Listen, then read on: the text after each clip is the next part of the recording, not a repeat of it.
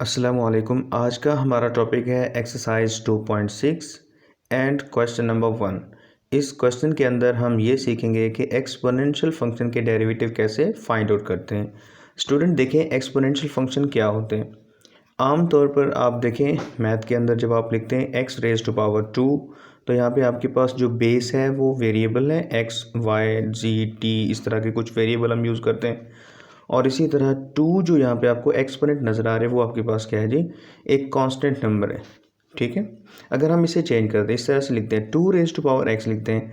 अब ज़रा गौर कीजिएगा, यहाँ पे जो एक्सपोनेंट जो पावर है वो इस वक्त आपको वेरिएबल नज़र आ रहा हो, तो हम स्टूडेंट उन्हें कहते हैं एक्सपोनेंशियल फंक्शन। ठीक है, हम उन्हें कहते हैं एक्सपोनेंट से निकला है ये लफ्ज़, एक्सपोनेंशियल फंक्शन।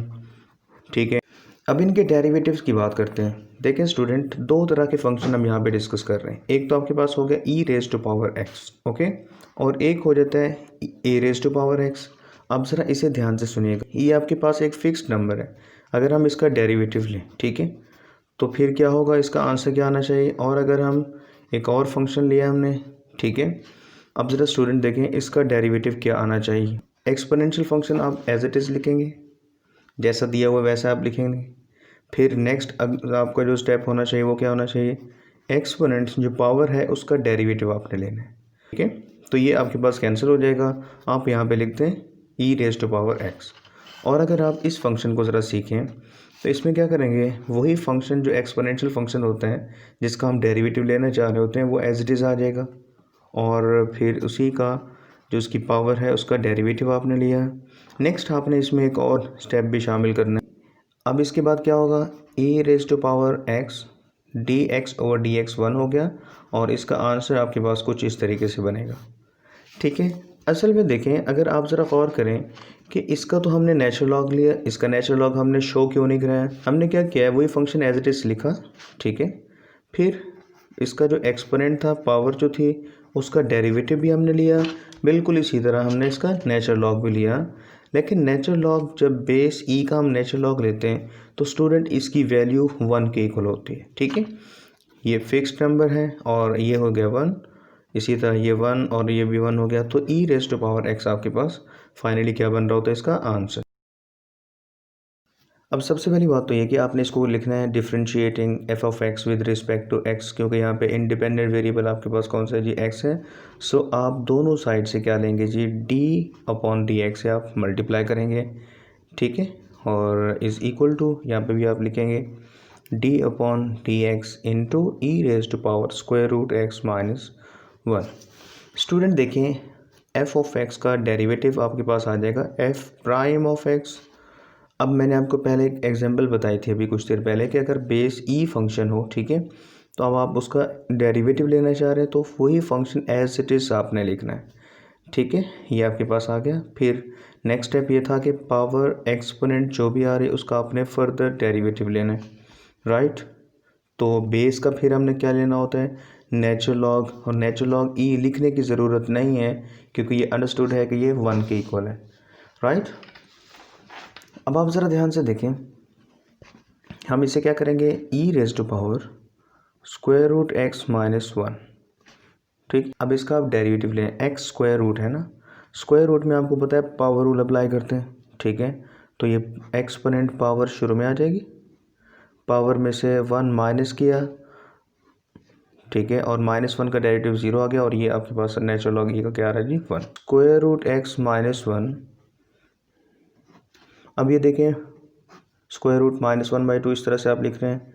अब ये आपके पास आ जाएगा e raise to power x square root -1, इसे डिवाइड कर दे क्योंकि ये मल्टीप्लाई हो रहा है, तो ये आपके पास फाइनली क्या आ रहा है, आंसर। स्टूडेंट देखिए, यहाँ तक बात जो है इस चीज़ के बारे में समझने वाली कि आपने स्क्वायर रूट एक्स का डेरिवेटिव कैसे लिया, तो ये बात आपको पता होनी चाहिए। ये आसान सा एक स्टेप है, ठीक है, इसको हम एक रफ पेज के ऊपर सॉल्व कर लेते हैं।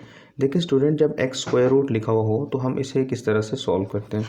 आप लिखते हैं कि जी D Y by D X, तो पावर स्टार्टिंग में इस तरह से शुरू में लिख देंगे, ठीक है, फिर पावर में से आप क्या करते हैं जी, 1 माइनस करते हैं। ठीक है, तो हमने ये स्टेप जो है वो शॉर्ट कर लिया हुआ है, तो इसे इस तरह से भी लिखा जा सकता है, एक्स स्क्वायर रूट में पावर नेगेटिव -1/2 है, आप चाहें तो आप इसे डिनोमिनेटर में पावर नेगेटिव है तो नीचे आके प्लस हो जाएगी, तो आप इसको शॉर्टली इस तरह से भी लिख सकते हैं, राइट। तो ये बात आप ज़रा ध्यान में रखिएगा।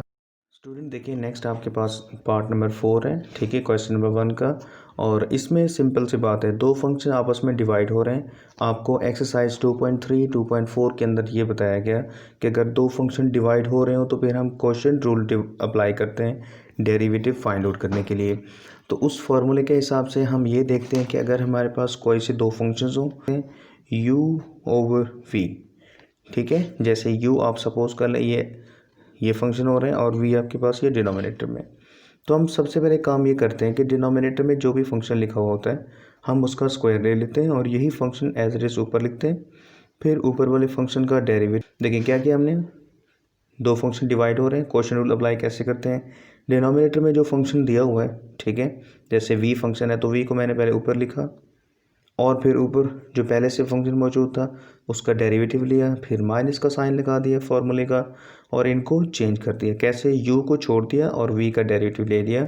और डिनोमिनेटर में जो भी फंक्शन दिया हुआ होता है, जैसे v है कुछ भी हो, जैसे यहाँ पे ये दिया हुआ होगा तो हम इसका होल स्क्वायर ले लेते हैं। तो ये तरीका है क्वोशिएंट रूल अप्लाई करने का। अब ये हम यहाँ पे अप्लाई करते हैं, ठीक है, ये आपने इस तरह से लिख लेना, ठीक है। अब ये आपके पास f प्राइम ऑफ x आ जाएगा। अब इसमें आप क्वोशिएंट रूल अप्लाई करें। देखिए स्टूडेंट, सबसे पहले आपने क्या करना है, डिनोमिनेटर में जिसको मैं कह रहा हूँ ये v है और ये ऊपर वाला फंक्शन u है, तो v को सबसे पहले ऊपर लिखें, ठीक है, ये आपके पास v फंक्शन आ गया और u का डेरिवेटिव आप लें e raise to power x minus, अभी ये फार्मूला हम अप्लाई कर रहे हैं, ठीक है। तो अब जिस फंक्शन का हमने डेरिवेटिव लिया, जैसे e raise to power x था, तो हम उसे छोड़ देंगे और ये फर्स्ट फंक्शन का अब हम क्या करेंगे, डेरिवेटिव लेंगे। तो ये बड़ा आसान सा ये होता है कि आपने जिस फंक्शन को फर्स्ट स्टेप में छोड़ दिया था माइनस के बाद उसी का आपने क्या लेना होता है, डेरिवेटिव।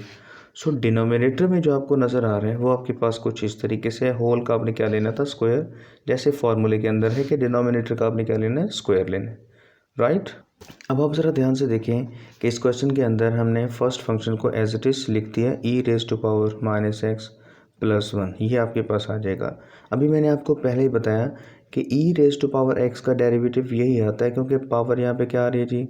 देखें मैंने आपको पहले एक बात बताई हुई है कि अगर आप एक्सपोनेंशियल फंक्शन का डेरिवेटिव ले रहे हैं तो फिर आप क्या करते हैं, ये आप इस तरह से लिखते हैं, first function as it is आ गया, ठीक है, और फिर पावर क्या है यहाँ पे x है, तो x का derivative with respect to x क्या आ जाएगा, 1।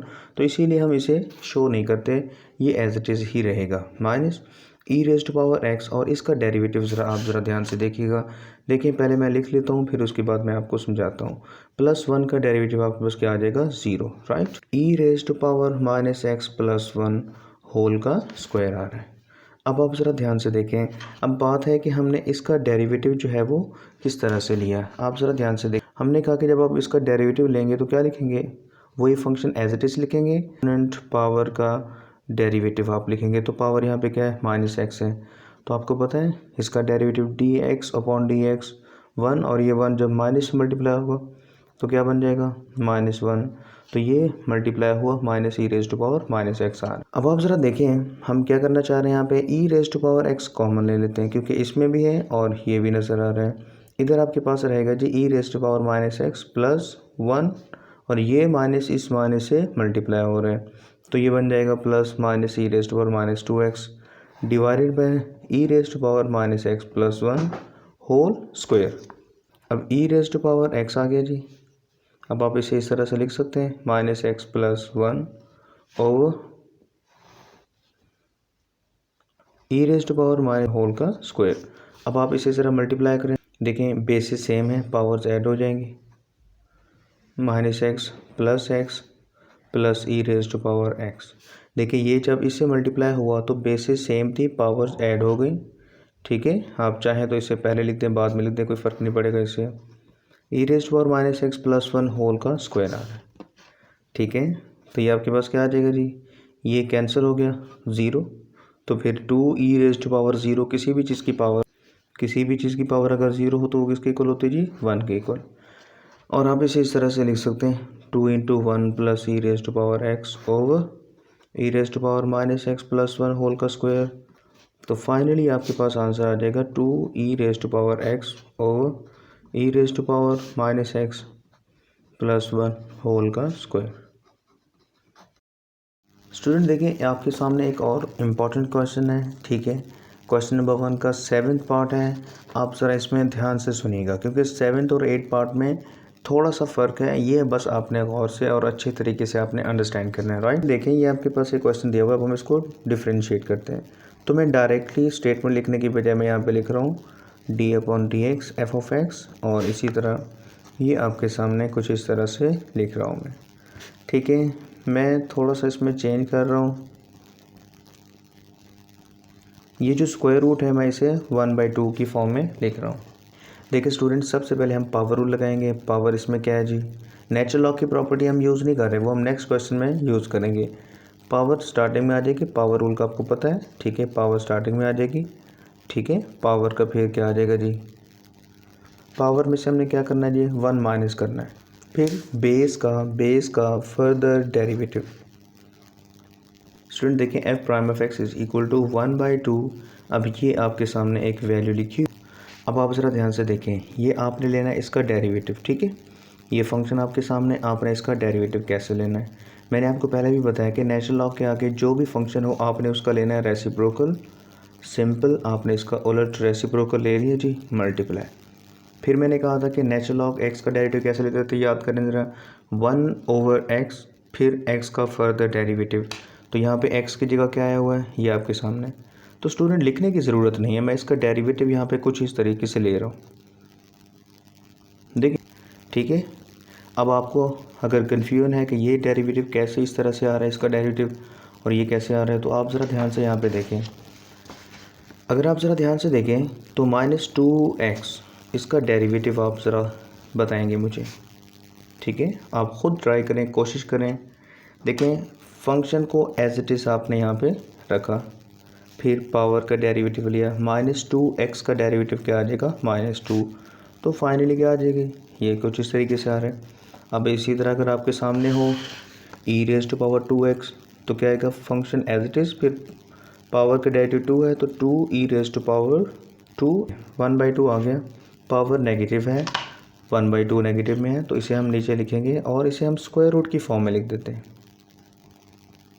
ये हमने स्क्वायर रूट की फॉर्म में लिख दी है, ठीक है। अब ये वैल्यू सारी यहाँ पे आ चुकी है, मल्टीप्लाई है। देखें 2 इन दोनों में से फिर एक दफ़ा कॉमन आ रहा है, 2 कॉमन लिया, e⁻²x।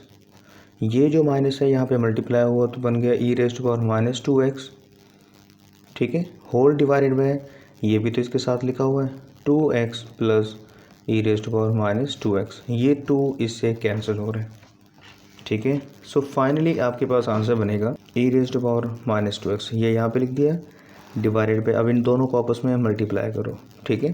तो हम यहाँ पे लिख लेते हैं स्क्वायर रूट वाली टर्म कुछ इस तरह पहले लिख लेते हैं, इनटू e⁻² प्लस e⁻²x। तो स्टूडेंट ये आपके पास हुआ फाइनली आंसर। स्टूडेंट देखें हमने इस फंक्शन को इस तरह से लिखा, स्क्वायर रूट की जगह जस्ट हमने 1/2 लिख दिया। अब हम डेरिवेटिव लेने से पहले इसे और आसान बना लेते हैं। नेचुरल लॉग के आगे हम कुछ प्रॉपर्टीज़ का यूज़ कर लेते हैं। नेचुरल लॉग के आगे बेस, फिर उसकी अगर कोई पावर है तो हम उसे शुरू में ले आएंगे। ये आपको मैं पहले बता चुका हूँ, ठीक है। ये ज़रा गौर करें आप यहाँ पे, ये आपको लास्ट वाला फार्मूला बताया था कि नेचुरल लॉग x⁻n। तो कुछ इस तरह की सिचुएशन आपके सामने है, n की जगह आपको क्या नज़र आ रहा है स्टूडेंट, 1/2। तो हम क्या करते हैं, नेचुरल लॉग के आगे जो बेस है, ठीक है, उसे हम स्टार्टिंग में ले आए, ठीक है। इसका मतलब हम नेक्स्ट हम क्या करने वाले हैं, 1/2 इंटू नेचुरल लॉग दिस। याद रखिएगा 7th पार्ट में इसलिए नहीं गया, गौर करके बुक के अंदर देख लो, ठीक है। पेज नंबर 89 पे आप ज़रा गौर करके देखेंगे तो वहाँ भी आपको क्लियरली नज़र आ रहा है कि 7th पार्ट में नेचुरल लॉग खुद 1/2 के अंदर ही है। अब आप ज़रा देखें नेचुरल लॉग की प्रॉपर्टी के मुताबिक हमने इसे शुरू में लिख दिया है, natural log into e⁻² plus e⁻²x। ये हमने अभी हम डेरिवेटिव नहीं ले रहे बल्कि नेचुरल लॉग की प्रॉपर्टी को ही हमने यूज़ किया, ठीक है। अब सबसे पहले देखें क्या करना है, डेरिवेटिव लेना है।